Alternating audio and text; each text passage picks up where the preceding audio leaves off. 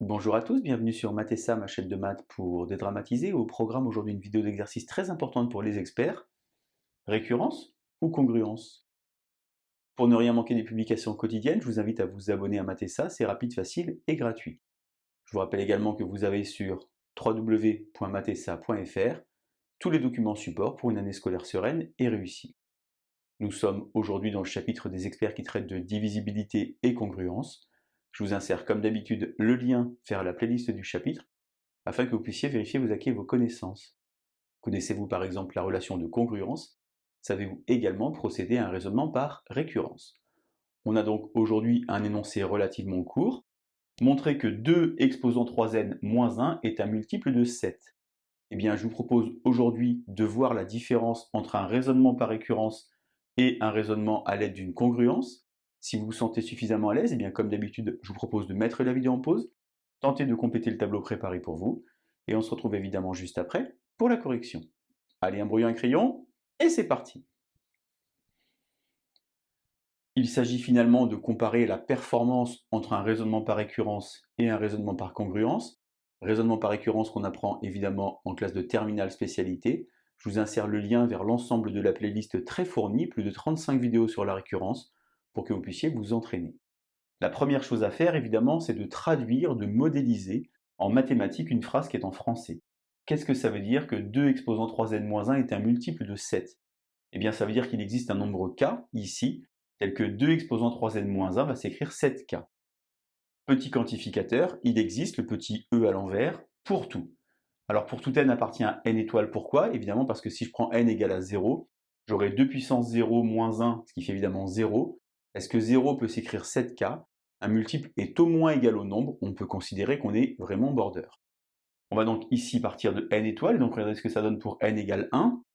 Je vous rappelle que pour un raisonnement par récurrence, il y a 3 étapes. Initialisation, hérédité, conclusion. Pour n égale 1, que se passe-t-il? Eh bien, d'une part, c'est-à-dire sur la partie gauche de l'égalité, 2 exposant 3 fois 1 moins 1. En d'autres termes, j'ai donc ici 8 moins 1, ça fait 7. Et sur la partie droite, eh bien, je peux par exemple prendre k qui vaut 1, et 7 fois 1, ça fait 7. Finalement, P1 est vrai, la propriété est donc initialisée pour n égale 1. Je bascule maintenant sur l'hérédité, il faut faire une phrase, je vous rappelle que chaque enseignant a sa phrase, je vous livre la mienne. Je suppose qu'il existe un entier n, vous pouvez l'appeler k, vous pouvez l'appeler n0, vous pouvez l'appeler évidemment comme vous voulez. L'important c'est de dire qu'il y en a un seul, tel que Pn soit vrai, et je vais montrer Pn plus 1. Dans toutes les vidéos, c'est ce que j'appelle le fameux panneau Vladivostok, écrire où je veux arriver, pour savoir si je suis bien arrivé. Alors, c'est quoi mon panneau Vladivostok? Eh bien, ici j'ai n, n plus 1, j'ai donc ici 3 exposants n plus 1 moins 1, égale 7k. Mais si je fais ça, eh bien je me trompe. Pourquoi? Car je ne peux pas prendre la même lettre que tout à l'heure. Si je fais ça, ça voudrait dire en fait que pour tous les n, j'aurai le même k. Et donc il faut écrire il existe non plus k, mais par exemple k', k appartient à z, tel que 2 exposant 3n plus 1 moins 1 égale 7k'. Je mets ici un petit point d'interrogation pour indiquer que ceci est mon objectif, et en aucun cas mon point de départ. Alors dans la playlist sur le raisonnement par récurrent, j'explique à chaque fois qu'il y a 3 verbes, injecter, construire ou composer. Composer c'est pour une fonction, mais on est ici en arithmétique, donc soit c'est injecter, soit construire. C'est à vous de choisir. Ici les deux fonctionnent. Je vais travailler ici par exemple avec injecter l'hypothèse de récurrence. Pour cela, je vais transformer l'écriture de mon hypothèse de récurrence. J'ai supposé que Pn était vrai. J'ai donc 2 exposant 3n-1 qui est égal à 7k. En d'autres termes, 2 exposant 3n est égal à 1 plus 7k. Et maintenant, je vais tenter de remplacer quelque part 2 exposant 3n par 1 plus 7k. Je bascule alors sur la partie droite du tableau, je pars donc de la gauche de l'égalité, et non pas de toute l'égalité, de la gauche pour arriver à la droite. J'écris donc 2 exposant 3 facteur de n plus 1 moins 1.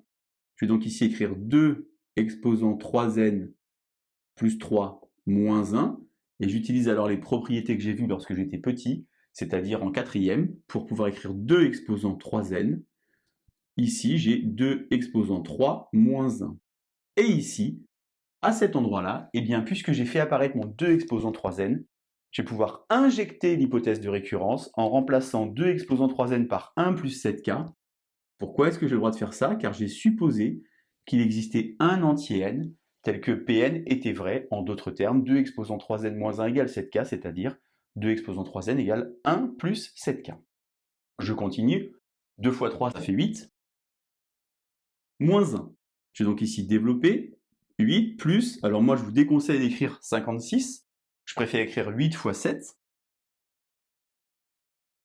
moins 1, 8 moins 1 ça fait 7, plus 8 fois 7k. Et ici, je vais donc pouvoir très simplement factoriser par 7 en écrivant 7 facteur de 1 plus 8k.